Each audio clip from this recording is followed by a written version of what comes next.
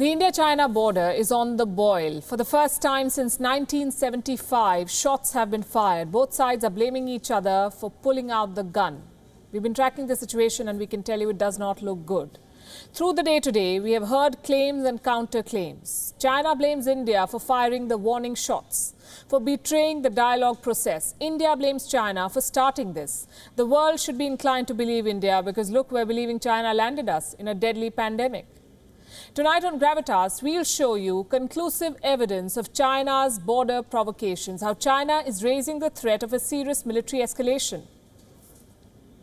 On your screen right now are photographs from the LAC, Line of Actual Control. These were clicked yesterday, we are told, from the heights of La. That's right, on the Line of Actual Control, on the southern bank of the Pangong Lake. These are Chinese soldiers, you see, with batons, spears and sticks. Now look closely. What are they holding? These are Chinese traditional swords. They call them the Guan Dao. What are these soldiers doing here? Apparently, they're attempting another incursion into the Indian territory. They were caught in the act by the Indian forces, and that's when they fired warning shots. Let me also give you the chronology of events. Last evening, China attempted another incursion. The PLA was trying to remove the Indian troops from their positions at the Mukhpari Peak and the Rekinla area in Ladakh. India was able to thwart the attempts because Indian soldiers are positioned on strategic heights, like around the hills of La. The Indian Army says the Chinese soldiers were trying to close in on one of these forward positions. When they were warned by the Indian side, the PLA troops fired a few rounds in the air. The army says India neither crossed the line of actual control nor fired any bullets. But China continues to blame India. First, China released a press statement. It came late last night from the PLA Western Theatre Command, the same military structure that's responsible for guarding China's borders with India. The PLA claims that Indian soldiers crossed the line of actual control and fired first. Then the Chinese Ministry of Foreign Affairs issued another statement. Listen to this. India's actions seriously violated the relevant agreements reached between the two sides and fueled regional tensions, which could easily cause misunderstandings and miscalculations. They are serious military provocations of a very bad nature. We urge the Indian side to immediately stop dangerous acts, immediately withdraw cross-line personnel, strictly discipline frontline troops and strictly investigate and punish personnel who fired shots to ensure that similar incidents do not occur again.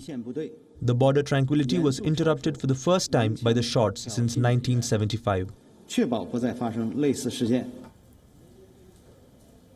Stop the dangerous acts, withdraw and punish the personnel.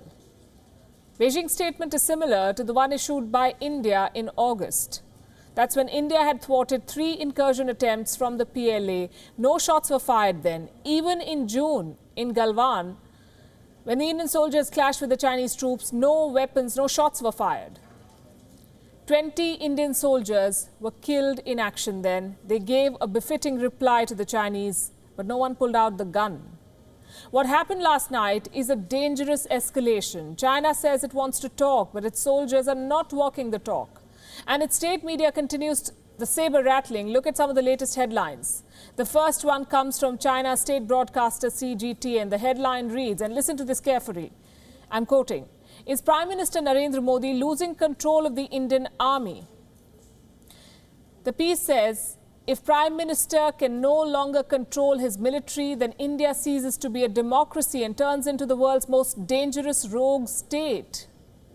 This is CGTN and it's beyond bizarre. I don't even want to begin challenging it because it will be a waste of time. Speaking of which, we have the Global Times. The tabloid has already declared a war. It published an editorial today. Seems like the writers at the Global Times need a class on punctuation because they've used not 1, not 2, but 5 exclamation marks.